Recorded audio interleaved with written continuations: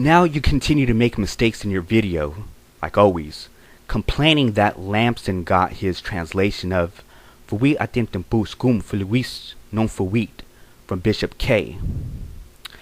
Now that's a false accusation because Lamson informs us what translation he is utilizing on page 106.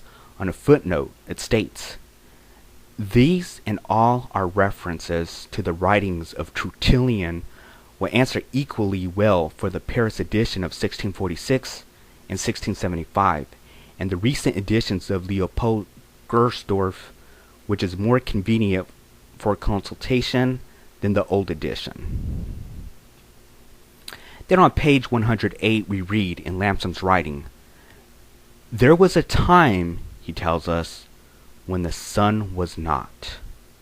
And then it has a footnote where we can view the quote, Hermogenes chapter 3, not from Bishop K, but as we've seen from Gerdorff's translation.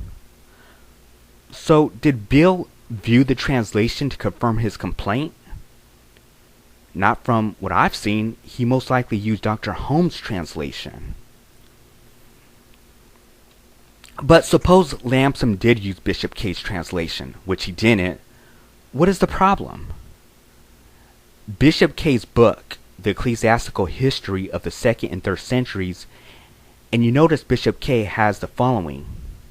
Fuit autem tempus cum et delictum et filius non fuit, cu ad urtisim et cui patrim deum facerit. Here it is expressly asserted, there was a time when the sun was not. Page 557.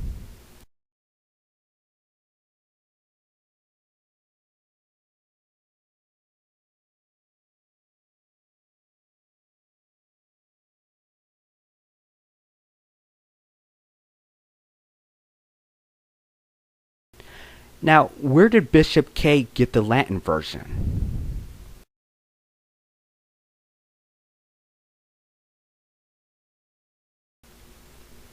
Answer, from Tertullian.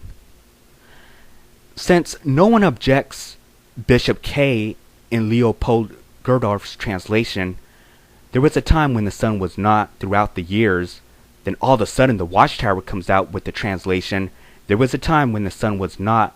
People like you have to make a complaint. If that isn't prejudice and bias, I don't know what is. Again, to prove your case, you need to provide evidence that Fuit autem tempus cum filius non fuit is improperly translated. There was a time when the sun was not.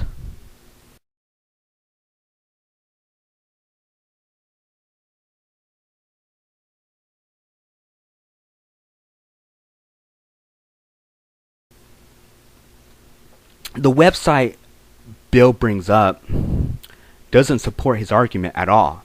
It actually contradicts his argument because the writer Dr. Holmes states, for instance, in the track against Hermogenes, we find a passage in which it is expressly asserted that there was a time when the sun was not. He makes no objection to the translation. He is obtaining this information from Bishop K's translation of Fuit autem tempus cum et filius non fuit.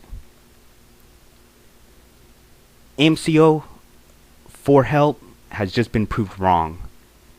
And now we can close this chapter.